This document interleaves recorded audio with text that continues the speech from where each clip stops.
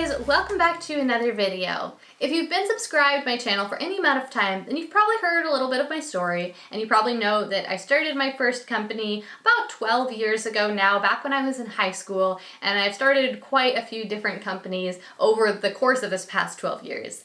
And so in this video, I just wanted to take a minute to share with you a few things that I wish I had known way back at the beginning when I started my first company, but also when I started each of the other companies that I started in that earlier phase of my entrepreneurial career. And obviously my hope here is that you can avoid these mistakes if you're getting started for yourself. And if you've already started your company, if maybe you're making some of these mistakes, hearing me explain why they're mistakes could maybe help you to kind of course correct so that you can minimize any damage that might be caused by them. And by the way, if my voice sounds weird to you at all today, I'm the tiniest bit sick. I don't really feel bad, but my voice sounds kind of froggy, so that's what's going on there.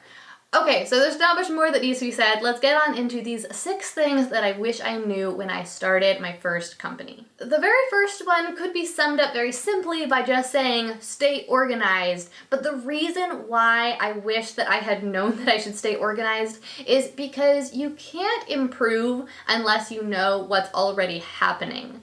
When I started my first company, and honestly for the first probably 5, 6, 7, 8 years of running my own business, I was pretty disorganized about it. And you might think that that's not the case because you look at my cute little set here and you're like, that looks pretty organized, and you see things that I write and they seem organized.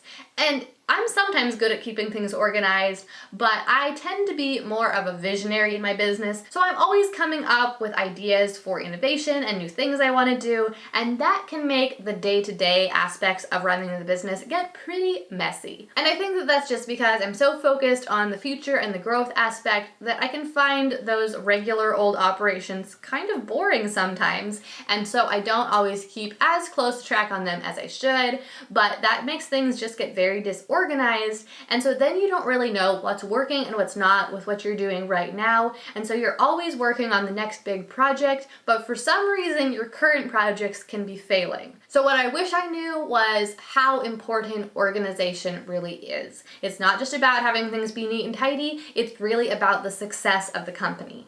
The second thing that I wish that I knew is that it's equally important to attract new customers and to provide excellent service to your current customers. Now, this might seem obvious to some of you, but when I was starting my first company, I know that I tended to be very focused on either one of these things or the other, but I didn't keep them both equally important. I would either get hyper-focused on marketing and just put all my energy and attention on getting new customers, but not really take very good care of my customers once I had them, or else I would just serve my current customers and focus on giving them the best service I could, but I wouldn't really be thinking about the fact that I needed to go out and find new customers. So looking back, if I could tell myself what I know now, I would just say to make sure that each of those things have an equal amount of priority and that you're scheduling time for both of them in your schedule. My third piece of advice to my younger entrepreneurial self will seem very obvious, I'm sure, to all of you, but somehow I didn't realize it, and that was that the more I improved my skills or improved my product, the more I could charge for it.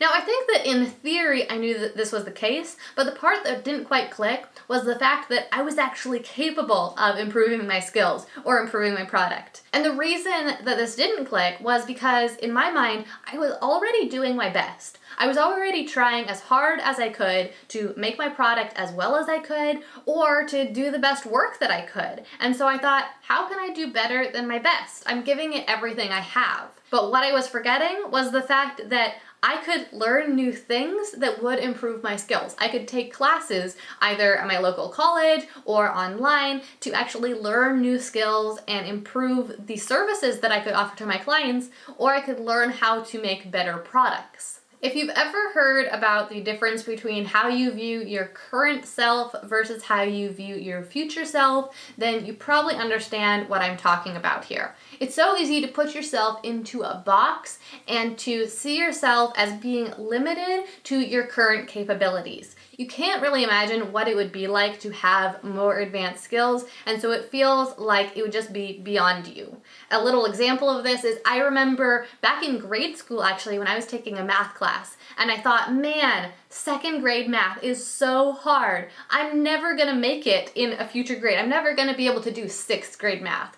Algebra, never. That it would be impossible. And I literally remember like sitting in second grade and thinking that to myself. But I'm sure that you can guess how this story turned out. By the time I got into high school and I was taking algebra and trig and calculus, those things didn't seem hard. Each time I got to that new milestone along my educational journey, I had learned the things that I needed to learn to be able to easily learn the next step. And it actually didn't seem any harder than second grade math had seemed. I'm not kidding when I say calculus was not harder for me than second grade math. And that's because I had improved my skill and improved my skill and improved my skill. And so you might think that right now you're providing the best service that you could possibly provide to your customers, and there's no way you could ever do more than you're doing right now. But I just have to tell you, and what I would tell my younger entrepreneurial self, is that just keep learning, just keep practicing, and just keep focusing on improving your skills, because you can get better, and you can produce a better product. All right, the fourth thing that I wish I'd known when I started my first company is that good branding greatly affects how easily you'll attract customers and also the prices that you'll charge. A lot of people think that they can't charge higher prices because maybe their competition offers a better or bigger or more advanced product than they do. But the truth is that the packaging that you put your product in has a big impact on the prices you can charge and how easily you attract customers. However, in saying that, I can't not mention that how good the product actually is will affect how well you're able to keep those customers. So this is kind of like when I was saying you have to both focus on attracting new customers and on serving your current customers. Well, you have to both focus on the branding that makes it easy to attract new customers, but you also have to focus on the quality of your product, and that is serving your current customers. The fifth thing that I wish I'd known was that you should never compete on price. I had this idea in my mind that I needed to have an awesome product, true, but then I needed to make it really cheap so that I could attract as many people as possible and really knock out my competition.